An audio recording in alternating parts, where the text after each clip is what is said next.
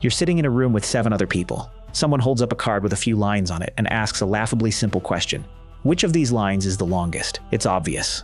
A child could answer it. You know the answer instantly. But then something strange happens. The first person gives their answer out loud, and it's wrong. Clearly, obviously wrong. Then the second person gives the exact same wrong answer. Then the third, the fourth. Every single person before you confidently names a line you can plainly see is not the right one. And now everyone turns to look at you. It's your turn to answer. So, what do you say? The truth your own eyes are screaming at you? Or the answer everyone else just gave? Right now, you're sure you'd say the truth. You'd never deny what's right in front of your face just because a group disagreed. Here's the problem. When this actually happened, 75% of people caved. They looked at an obvious truth, and out loud, they told a lie, just because everyone else did. Today, I'll show you why, and whether you'd really be one of the ones who didn't.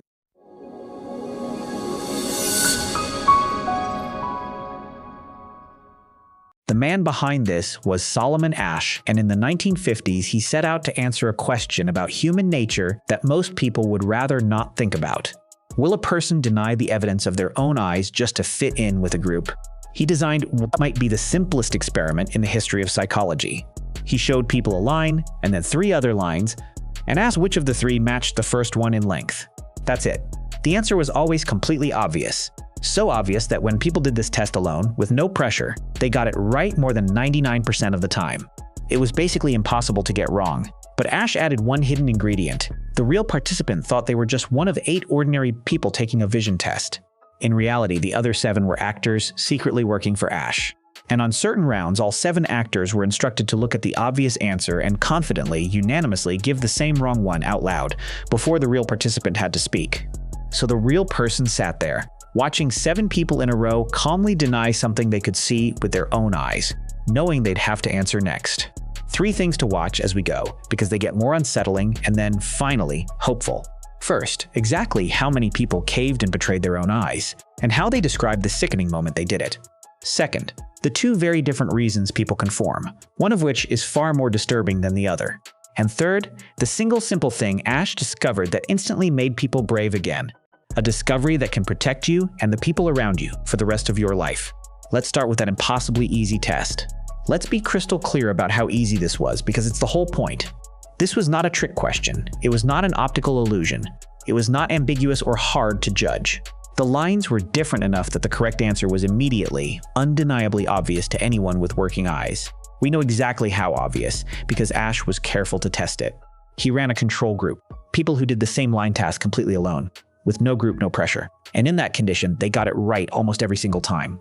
Out of all those judgments, barely anyone ever made a mistake, less than 1%. So any errors that showed up under group pressure could not be blamed on confusion or a difficult question.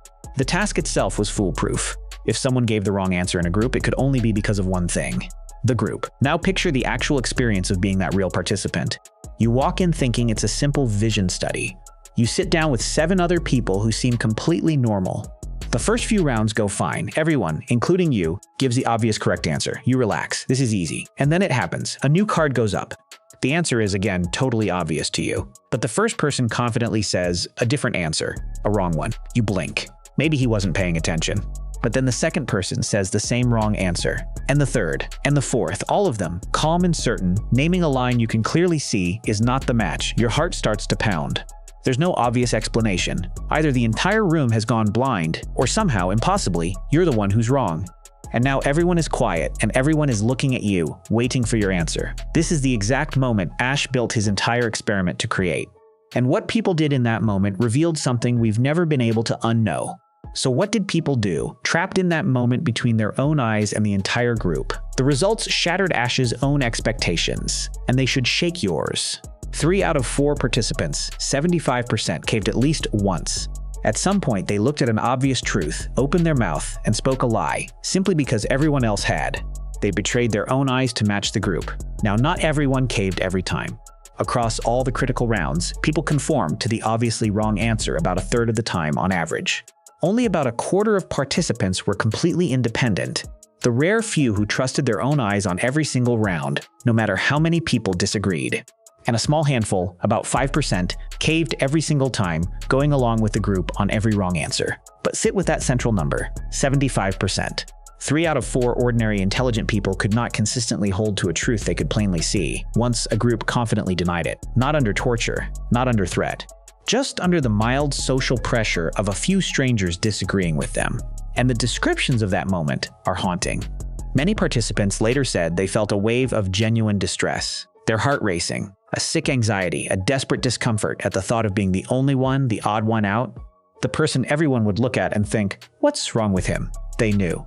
They knew the answer, and the sheer terror of standing alone against a unanimous group was enough to make them say something they knew was false.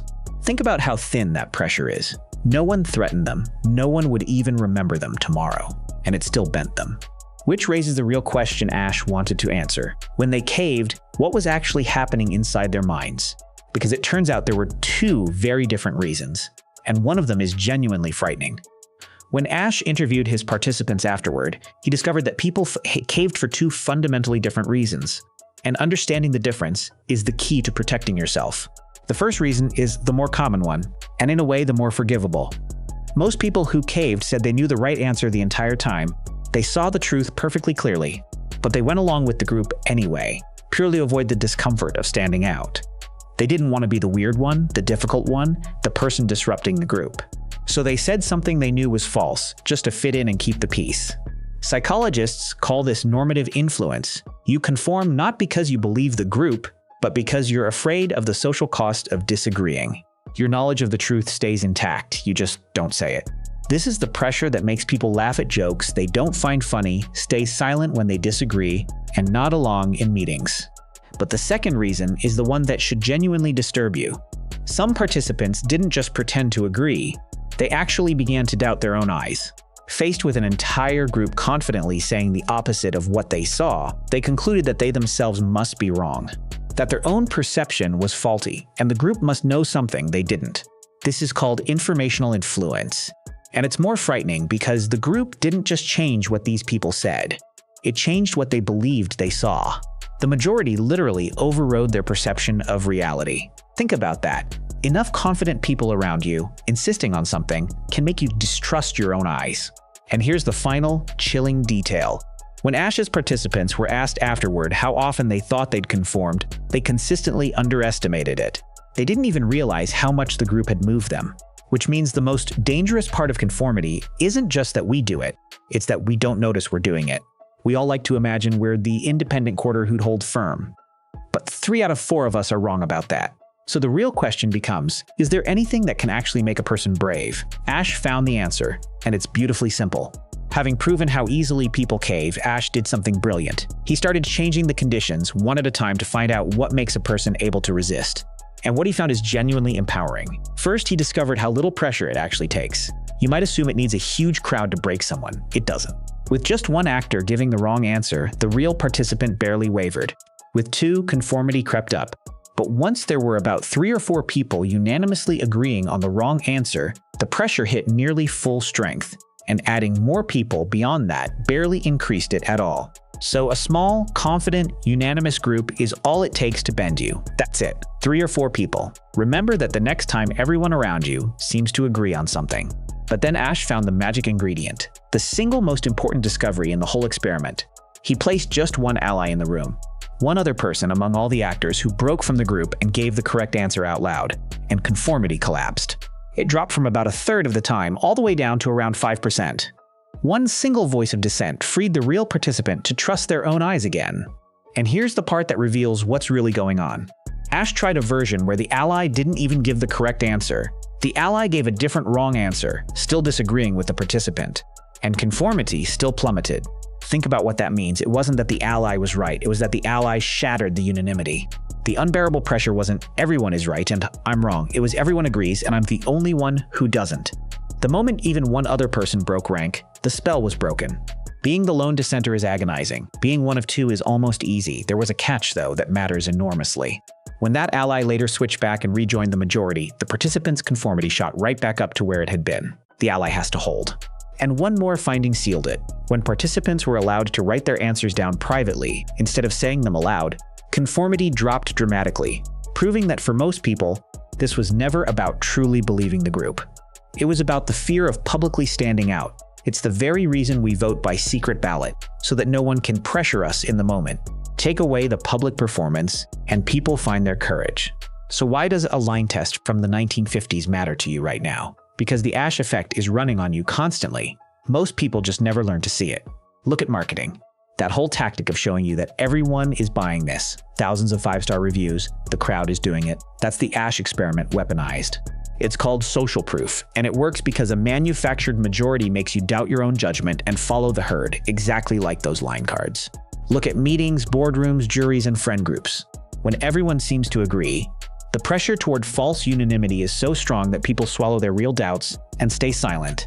And brilliant groups make disastrous decisions because not one person wanted to be the lone voice saying, wait, this is wrong. This is groupthink, and it has caused business collapses, jury errors, and catastrophes. The truth was in the room. Everyone was just too afraid to be the one to say it. So here are your defenses. First, learn to feel the difference between I actually believe this and I just don't want to stand out. That urge to agree is very often not conviction. It's the ancient fear of being the odd one out. Name it and it loses power. Second, seek out private judgment. Before you hear what the group thinks, decide what you think. Write it down if you can, because your honest opinion is clearest before the pressure hits. And third, remember it only takes 3 or 4 confident voices to create the feeling that everyone agrees. A loud, unanimous-seeming crowd is not proof of truth. It never was. But the most important lesson is the most generous one, and it's this: be the ally. Because Asch proved that a single dissenting voice frees everyone else in the room. When you're the one who speaks up, actually, I don't think that's right, you are not just saving yourself. You are shattering the illusion of unanimity for every other person who was sitting there, silently agreeing with you, too afraid to say it first. You give them permission to be brave. That one act, being willing to be the first voice, the odd one out, is one of the most valuable and courageous things a human being can do.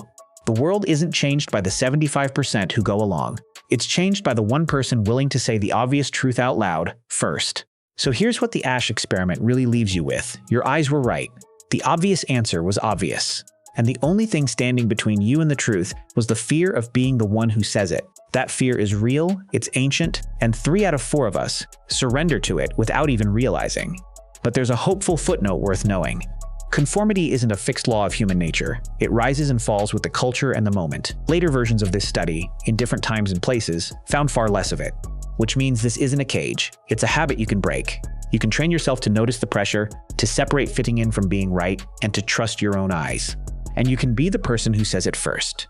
Because somewhere, in some room, someone is looking at an obvious truth that everyone around them is denying. And they're waiting, desperately, for one other person to be brave enough to break the silence. Be that person. It might be the most important thing you ever do. If this one made you think, the next goes even deeper into the invisible forces steering your mind. Subscribe, and let's keep pulling these threads. This is never heard about.